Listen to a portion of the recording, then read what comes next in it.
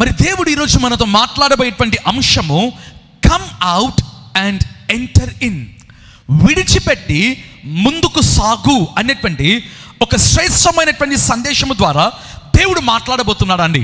క్రైస్తవుల జీవితంలో అనేకమైనటువంటి అనుభవాలు కలిగి ఉండాలి. అదే నిజమైనటువంటి క్రైస్తవ్య జీవితం. కొన్ని సందర్భాలలో పచ్చిక గల చోట్ల నువ్వు పరుండి ఉంటావు, కొన్ని సందర్భాలలో అరణ్యపు అనుభవాలు ఉంటాయి, కొన్ని సందర్భాలలో ఎడారి అనుభవాలు ఉంటాయి. దేవుని బిడ్డలారా, మరి ఈరోజు మనం ధ్యానించుకోబోయేటువంటి అంశము విడిచిపెట్టి ముందుకు సాగు అనేటువంటి అంశం అండి. సో క్రైస్తవుని జీవితంలో అనేకమైనటువంటి అనుభవాలలో ఈ రెండు అనుభవాలు కూడా ఉండాలి. ఏంటిది? మొదటిగా విడిచిపెట్టేటువంటి అనుభవము, రెండవదిగా ముందుకు సాగిపోయేటువంటి అనుభవం. మరి చాలా సందర్భాలలో దేవుని బిడ్డలు రెండవ అనుభవం కొరకు ప్రయాసపడుతూ ఉంటారు, రెండవ అనుభవం కొరకు వాళ్ళు ప్రయత్నిస్తుంటారు. ఏ అనుభవము? వారి జీవితంలో ముందుకు సాగిపోయేటువంటి అనుభవం. అయితే మొదటి అనుభవమును వాళ్ళు మర్చిపోతూ ఉంటారు, మొదటి అనుభవమును వాళ్ళు ప్రక్కలో పెడుతూ ఉంటారు. దేవుని బిడ్డలారా, బైబిల్లో చూసినట్లయితే విడిచిపెట్టి ముందుకు సాగు అనేటువంటి అంశము లేదా అనేటువంటి అనుభవాల గుండా దేవుడు ఈరోజు మనను వెళ్ళాలి అని దేవుడు మనకు ఒక హెచ్చరిక చేస్తున్నాడండి. దేవుని యొక్క వాక్యంలో మనం చూసినట్లయితే ఆదికాండము 12వ అధ్యాయము 1వ వచనం మనం ధ్యానించుకుందామా. యెహోవా, నీవు లేచి నీ దేశము నుండి, నీ బంధువుల యొద్ద నుండి, నీ తండ్రి ఇంట నుండి బయలుదేరి నేను నీకు చూపించే దేశమునకు వెళ్ళుము. చాలండి, ఈ భాగంలో చూసినట్లయితే దేవుడు అబ్రహాముతో మరి అంటున్నటువంటి మాట, నీవు లేచి ఈ దేశము నుండి నీ బంధువుల యొద్ద నుండి బయలుదేరి. Coming out or going out. దేవుడు ఒక గొప్ప వాగ్దానం పెట్టి ఉంటున్నాడు. బైబిల్ గ్రంథం అంతా ప్రజలను నడిపించేటటువంటిది ఏంటిది? కనాను, ప్రామిస్డ్ ల్యాండ్. దేవుని బిడ్డలారా, ఇక్కడ చూసినట్లయితే అబ్రహాముతో దేవుడు అంటున్నాడు, నీవు లేచి నీవు బయలుదేరడం ప్రారంభించాలి. ఈ భాగంలో మరి చూసినట్లయితే అబ్రహాము జీవితంలో రెండు అనుభవాలు ఉంటున్నాయండి. ఒకటి ఏంటిదంటే ఎక్స్పీరియన్స్ ఆఫ్ ఊర్, ఆ యొక్క ఊరు పట్టణమును విడిచి వెళ్ళేటువంటి అనుభవము. ఆ తర్వాత చూసినట్లయితే ఎక్స్పీరియన్స్ ఆఫ్ హారాన్ అందమా, లేదా హారాను దేశమును లేదా ప్రాంతమును విడిచిపెట్టి వెళ్ళేటువంటి అనుభవము. ఆ యొక్క ఆదికాండము 11వ అధ్యాయంలో మీరు చూసినట్లయితే ఆ యొక్క సమయంలో అబ్రహాము ఊరు అనేటువంటి యొక్క పట్టణంలో ఉంటున్నాడు. ఆ యొక్క దేశము అందమా లేదా పట్టణము అందమా, ఆ ప్రాంతము అందమా, అటువంటి ప్రాంతంలో అబ్రహాము తన భార్య వీళ్ళందరూ కూడా ఉంటున్నారండి. దట్స్ కాల్డ్ ఎక్స్పీరియన్స్ ఆఫ్ ఊర్. ఆ యొక్క ఊరు పట్టణము విడిచిపెట్టేటువంటి అనుభవము, అది మొదటి అనుభవం అండి. దాని అర్థం ఏంటిదంటే ఫార్మర్ థింగ్స్ని విడిచిపెట్టడం ప్రారంభించాలి. మరి బైబిల్ గ్రంథంలో హిస్టారికల్గా లేదా ఈవెన్ బిబ్లికల్గా కూడా మనం చూసినట్లయితే మరి హెబ్రీయులకు దేవుడు మరి ఇచ్చినటువంటిది మొదటిగా ఏంటిదంటే వాగ్దానము. ఆ యొక్క దేశంలోనికి వారు వెళ్ళాలి, ఆ కనాను దేశంలోనికి వారు నడిపించబడాలి. That's the promise of God. అది దేవుడు ఇచ్చినటువంటి మొదటి వాగ్దానం అండి. బైబిల్లో చూసినట్లయితే ఆ యొక్క వాగ్దాన దేశమునకు సంబంధించినటువంటిది. అయితే దేవుడు అబ్రహాముతో అన్నాడు, లేదా అబ్రహాము మొదటిగా మీరు చూసినట్లయితే ఆ యొక్క ఊరు అనేటువంటి ప్రాంతమును, ఆ ప్రాంతము పేరే ఊర్ అంటారండి.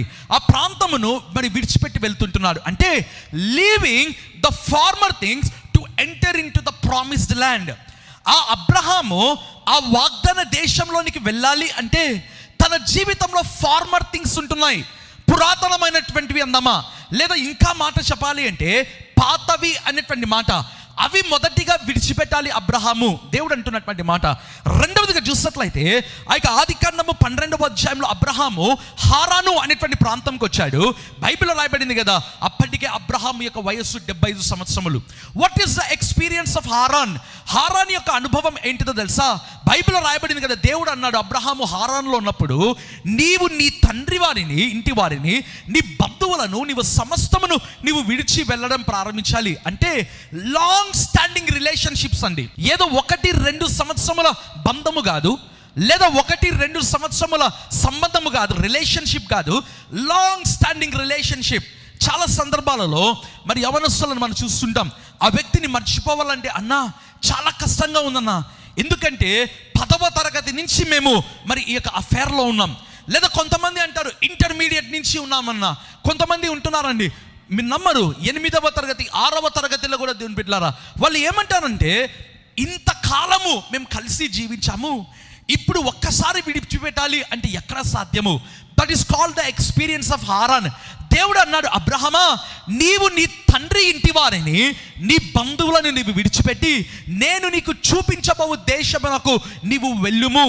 That's called experience of Haran. Haran యొక్క అనుభవం అదే దేవుని బిడ్డలారా. అంటే తన జీవితంలో ముందుకు సాగాలి అంటే విడిచిపెట్టడం ప్రారంభించాలి. వేటిని విడిచిపెట్టాలి? దేవుడు దేన్నైతే విడిచిపెట్టమన్నాడో, లేదా దేవుని వాక్యానుసారం ఏవైతే కావో అవి విడిచిపెడితేనే ఒక విశ్వాసి ముందుకు వెళ్ళేటువంటి అనుభవము, లేదా ముందుకు సాగేటువంటి అనుభవం ఉంటుంది. దేవుని యొక్క వాక్యంలో చూసినట్లయితే మత్తయి సువార్త 4వ అధ్యాయము 19-20 వచనాలు మనం చదువుకుందాం. మాథ్యూస్ 4:19-20. ఆయన నా వెంబడి రండి, నేను మిమ్మల్ని మనుషులను పట్టు జాలరులుగా చేతునని వారితో చెప్పెను. వెంటనే వారు తమ వలలు విడిచిపెట్టి ఆయనను వెంబడించి. చాలండి, ఈ భాగంలో మరి చూసినట్లయితే ఏ ఒక్కరు కూడా దేవుని బిడ్డలారా, ఏ ఒక్కరు కూడా భవిష్యత్తులోనికి మరి ప్రస్తుతమును విడిచి వెళ్ళడం అనేటువంటిది కష్టం. అంటే ప్రెసెంట్ని నువ్వు విడిచిపెట్టకుండా you can not enter in to future. మీకు అర్థమైంది అనుకుంటా నేను చెప్పేటువంటి మాట.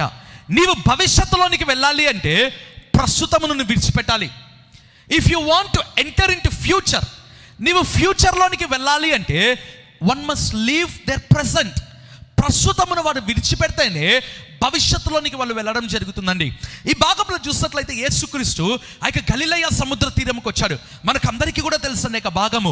ఆ యొక్క బైబిల్లో చూసినట్లయితే అప్పటికి ఇంకా పేతురు కాదు, సీమోను మరి వారి బృందము చేపలు పడుతూ ఉంటున్నారు, మరి వలలు కడుక్కుంటున్నారు. ఆ యొక్క 2 దోణలను ప్రభు చూశాడు, మనకందరికీ కూడా తెలుసు. అయితే ఇక్కడ చూసినట్లయితే దేవుడు ఒక్క మాట చెప్పాడండి. ఆ యొక్క అద్భుతము తర్వాత దేవుడు అంటున్నటువంటి మాట, మిమ్మల్ని నేను మనుషులను పట్టు జాలరుగా నేను చేతునని వారితో చెప్పాను. వెంటనే వారు తమ వలలను విడిచిపెట్టి ఆయనను వెంబడించిరి. ఆ భాగం చూడండి దేవుని బిడ్డలారా, వెంబడించాలి అంటే వారి జీవితంలో విడిచిపెట్టేటువంటి అనుభవం కలిగి ఉండాలి. చేపలు పట్టడం అనేటువంటిది వారి యొక్క ప్రెసెంట్ సిచ్యువేషన్ అండి.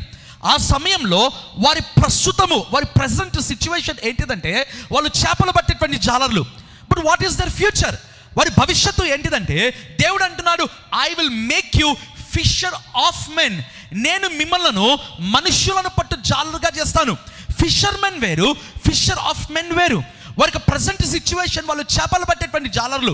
అయితే దేవుడు అన్నాడు భవిష్యత్తును చూపించడం ప్రారంభిస్తాడు. I want to make you as a fissure of men. నేను మిమ్మల్ని మనుషులను పట్టు జాలరుగా చేస్తాను.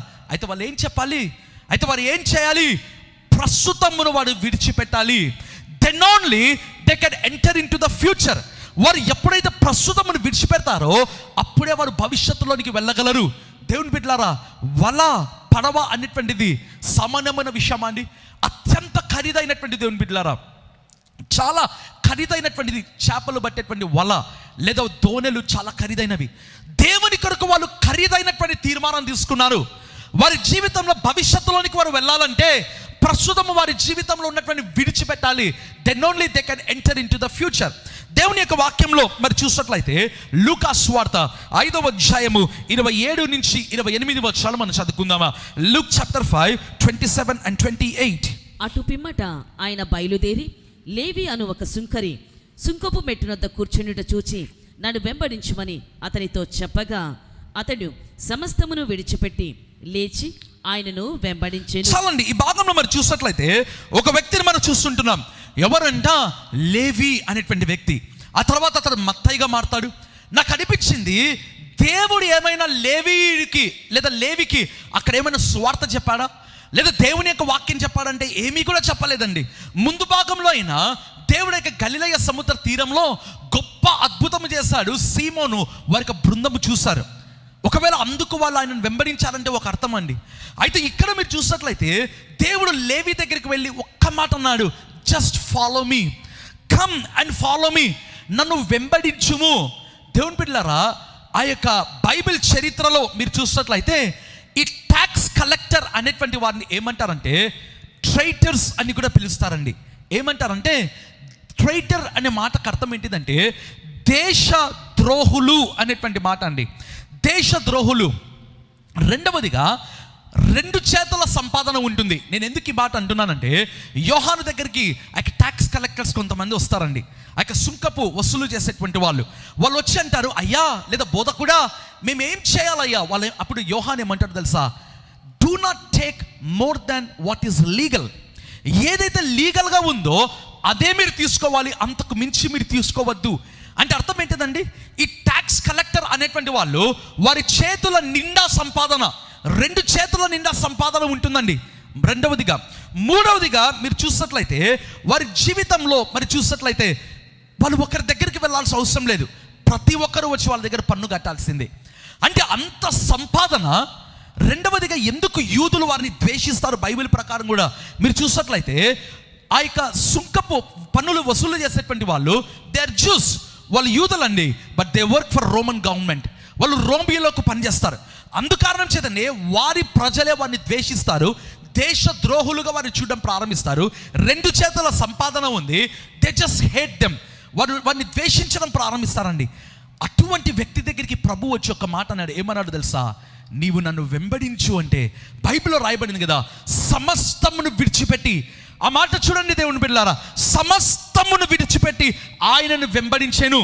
నీ జీవితంలో కూడా అండి, if you want to move forward in your life, నీ జీవితంలో నీవు ముందుకు వెళ్ళాలి అంటే దేవుడు ఏదైతే విడిచిపెట్టమని చెప్పాడో నీ జీవితంలో అది విడిచిపెట్టడం ప్రారంభించు.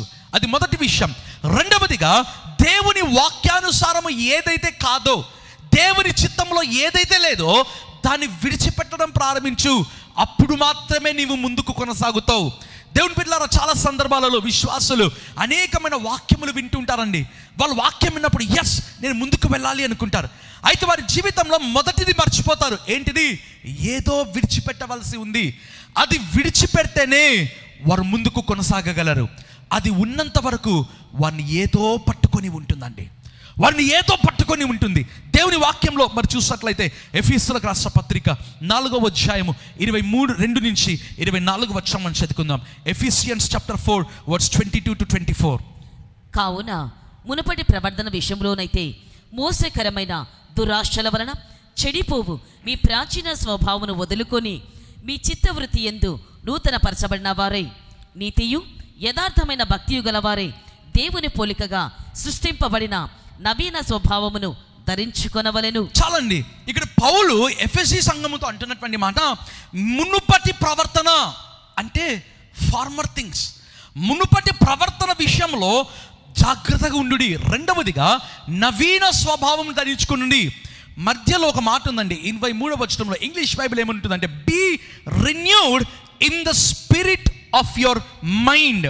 దానికి అర్థం ఏంటిదంటే మీ మనస్సు యొక్క ఆత్మలో పునరుద్ధరించబడండి. ట్రూ ట్రాన్స్లేషన్ నేను చెప్తున్నానండి. Be renewed in the spirit of mind అంటే అర్థం ఏంటిదంటే, బైబిల్లో ఆ మాట మనకు కనిపించదు, బట్ ట్రూ ట్రాన్స్లేషన్ ఏంటిదంటే మీ యొక్క మనస్సుకు కలిగినటువంటి ఆత్మలో మీరు పునరుద్ధరించబడండి. ఆ మాట యొక్క అర్థం అండి అదే అండి. మొదటిగా పౌలు అంటున్నటువంటి మాట, ప్రాచీన స్వభావమును విడిచిపెట్టి నూతన స్వభావమును మీరు ధరించుకోవడం ప్రారంభించండి. If you want to move forward in your life, నీ జీవితంలో నీవు ముందుకు వెళ్ళాలి అంటే ఏదైతే ఫార్మర్ థింగ్స్ ఉంటున్నాయో, కొంతమంది ఉంటారండి లోపల ఫార్మర్ ఉంటుంది, బయట నవీనమైన స్వభావం ఉంటుంది. అది ఉన్నంత వరకు వారి జీవితంలో ముందుకు వెళ్ళలేరు. ఒక చిన్న ఎగ్జాంపుల్ అండి, ఎవరైనా లోపల పాత వస్త్రములు వేసుకొని బయటికి క్రొత్త వస్త్రములు వేసుకుంటే బయటికి మంచిగా కనిపిస్తుందండి. అయితే ఆ వ్యక్తి దగ్గరికి వెళ్ళినప్పుడు దుర్వాసన వస్తుంది. Why? Because of the old clothes. స్నానం వాష్ చేయని క్లోత్స్ వాళ్ళు లోపల వేసుకొని బ్రాండ్ న్యూ క్లోత్స్ బయట వేసుకున్నంత మాత్రాన ఒకవేళ వాళ్ళు బయటికి మంచిగా కనిపించవచ్చు చూడ్డానికి, వారి దగ్గరికి వెళ్ళినప్పుడు దుర్వాసన బయటికి వస్తుంది. చాలామంది దేవుని బిడ్డలారు లోపల ఇన్నర్ బీయింగ్ ఏముంటుందో తెలుసా?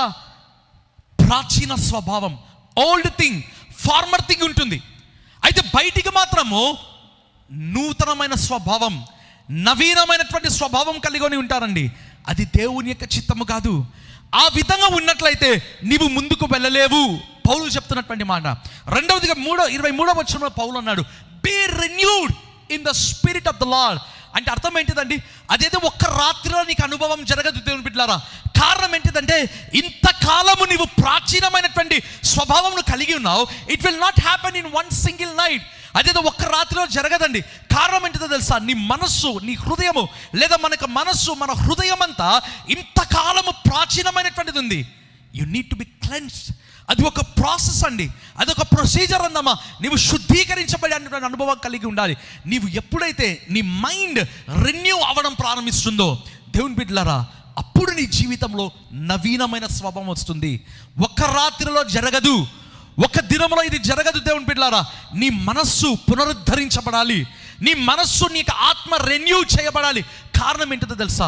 ఒకవేళ ఇంతకాలము నీ జీవితంలో అవిశ్వాసపు మాటలు, అవిశ్వాసపు తలపులు ఉంటాయి. ఒక రోజులో ఒక సేవకుడు వచ్చి చెప్తే మారడం జరగదండి. You need to confess the word. ఆ వాక్యం నువ్వు కన్ఫెస్ చేస్తూ ఉండాలి, ఆ వాక్యం నువ్వు మాట్లాడుతుండాలి, ఆ వాక్యం నీలోనికి వెళుతూ ఉండాలి. అది జరుగుతూ ఉన్న కొలది నీ స్పిరిట్ ఆఫ్ మైండ్ రెన్యూ అవ్వడం ప్రారంభిస్తుందండి. దెన్ ఓన్లీ అప్పుడు మాత్రమే నీ జీవితంలో నవీనమైనటువంటి స్వభావం. అందుకే ప్రాచీన స్వభావముకు నవీనమైన స్వభావముకు మధ్యలో పౌలు ఈ మాట పెట్టాడు, రెన్యూవింగ్ the spirit of mind. English బైబిల్లో చక్కగా ఉంటుందండి. అంటే మన మనస్సు కలిగిన ఆత్మ పునరుద్ధరింపబడాలి. ఈరోజు దేవుడు నీతో మాట్లాడుతున్నటువంటి మాట బిడ్డలారా, నీవు ఎప్పుడైతే విడిచిపెడతావో అప్పుడే ముందుకు కొనసాగగలవు. మరి ఇప్పుడు వాగ్దాన దేశం అంటే ఇజ్రాయెల్ దేశం అండి ఆ సమయంలో. అయితే ప్రస్తుతం దేవుడు మన కొరకు ఎత్తిపెట్టిన వాగ్దాన దేశం ఒకటి ఉంది. నీవు అక్కడికి వెళ్ళాలి, ఆ దేశంలోనికి నువ్వు వెళ్ళాలి. నీ జీవితంలో నీ ఆత్మీయమైన పోరాటములలో లేదా నీ యొక్క ఇహలోకపు యాత్రలో ఉన్నటువంటి సవాళ్ళలో నువ్వు ఢీకొంటూ ముందుకు కొనసాగాలంటే you need to quit something. నీవు ఏదో విడిచిపెట్టడం ప్రారంభించాలి. విడిచిపెడితేనే నీవు ముందుకు కొనసాగగలవు. హల్లెలూయా.